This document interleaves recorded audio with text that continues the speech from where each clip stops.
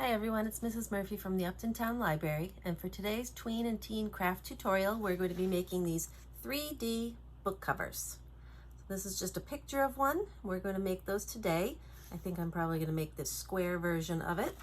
You'll need a few things at home. First of all, you need an old book that you'd like to cover. So I just grabbed one out of our used book sale. This is a nice large one. I'm hoping it works well.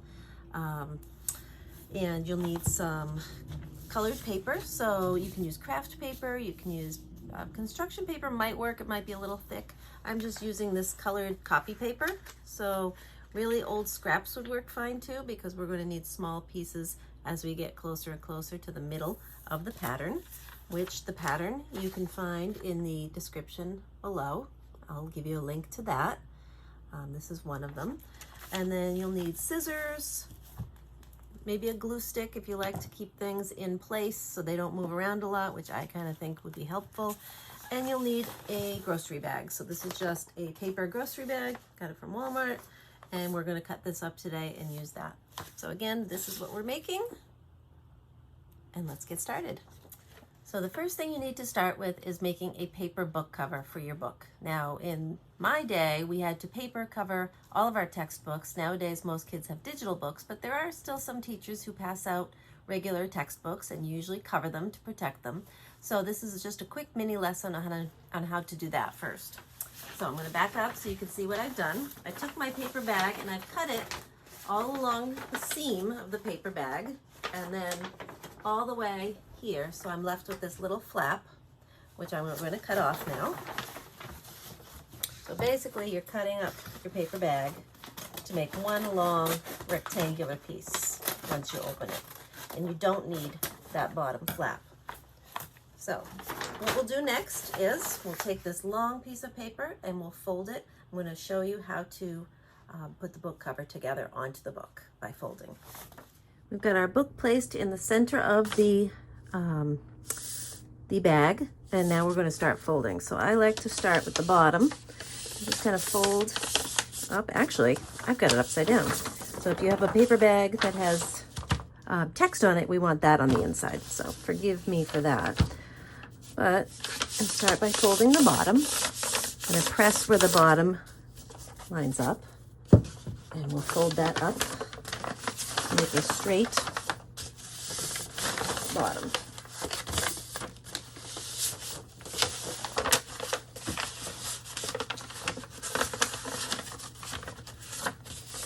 All the way across. Okay, so that will line up with the edge of your book here, and then we'll do the same for the top.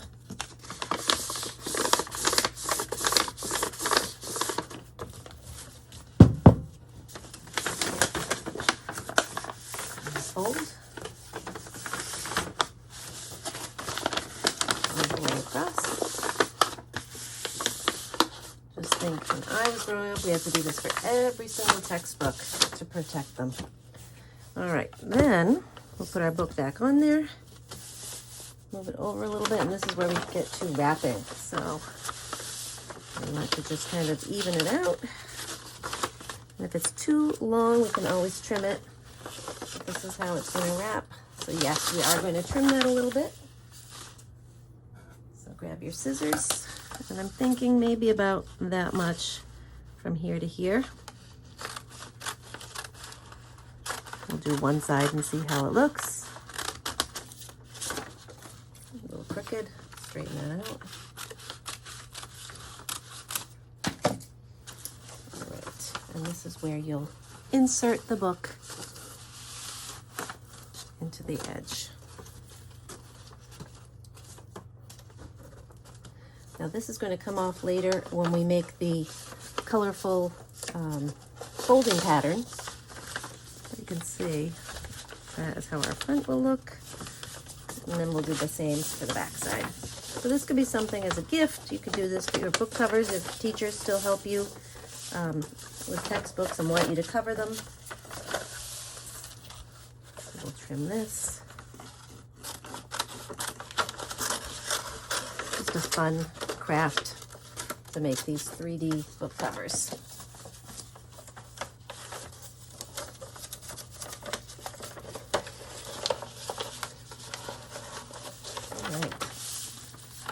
And there is our book covered.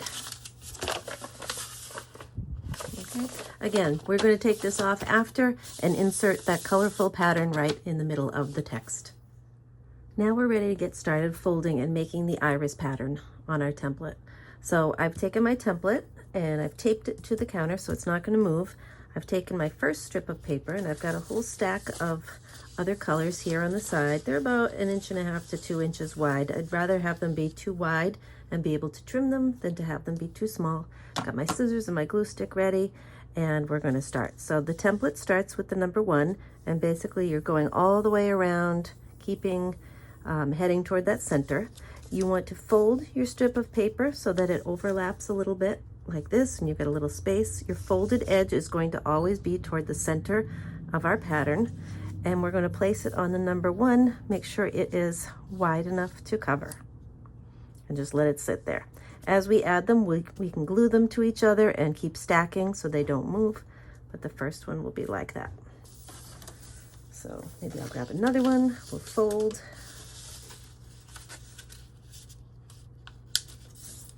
Making it about this size because this is about how wide it is here. And remember, our fold goes toward the middle.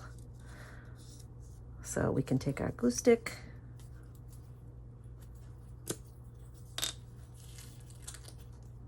and just glue it together right there and stack it.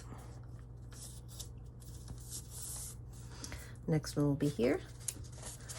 And you just keep going around and around as you like, varying the colors to make your pattern.